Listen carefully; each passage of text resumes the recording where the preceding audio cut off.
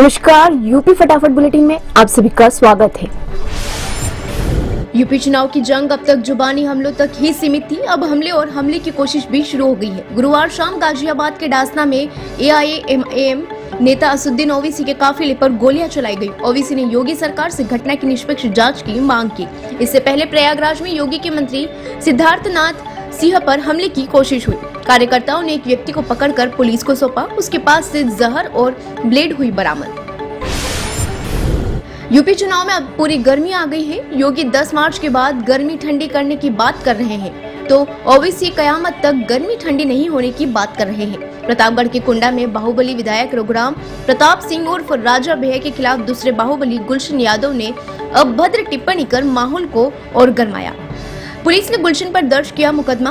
किसी समय राजा भैया के करीबी रह चुके हैं गुलशन यादव। बुलंदशहर में तैनात वन दरोगा वर्दी छोड़कर भाजपा के खिलाफ मैदान में उतरे।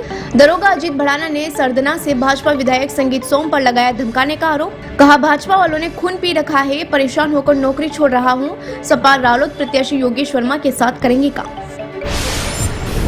मेरठ शहर विधानसभा सीट से सपा प्रत्याशी और विधायक रफीक अंसारी के बिगड़े बोल। कहा, योगी सरकार ने पिछले 5 सालों से हिंदू गर्दी मचाई हुई है। 5 साल तक मुसलमानों की आवाज दबाने का हुआ काम।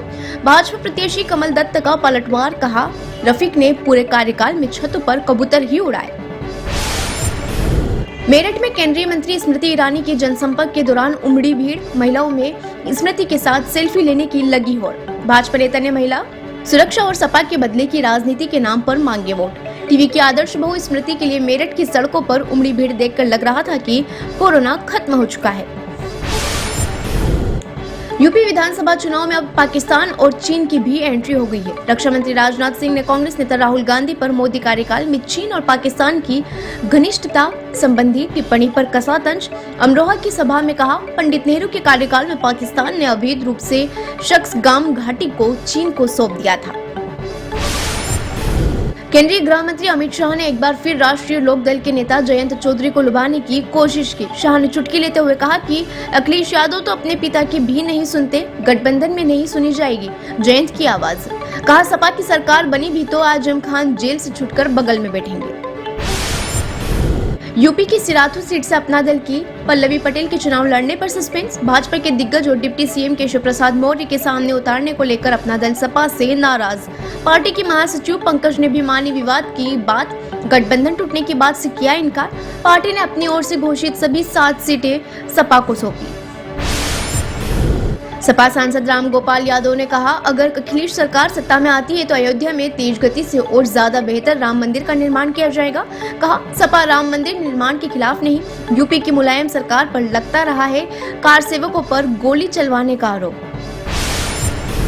यूपी के मुख्यमंत्री योगी आदित्यनाथ ने जारी किया सरकार का 5 साल का रिपोर्ट कार्ड। कहा, उनकी सरकार ने 5 वर्षों में वो कर दिखाया है जो पिछले 70 वर्षों में नहीं हुआ। इन 5 वर्षों में यूपी देश की दूसरी सबसे बड़ी इकोनॉमी बना।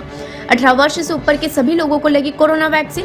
70% से अधिक लोगों ने कोरोना की दोनों डोज लगवाई। यह थे फटाफट बुलेटिन। ताज़ा अपडेट के लिए बने रहिए हमारे साथ और विजिट कीजिए webdunia.com।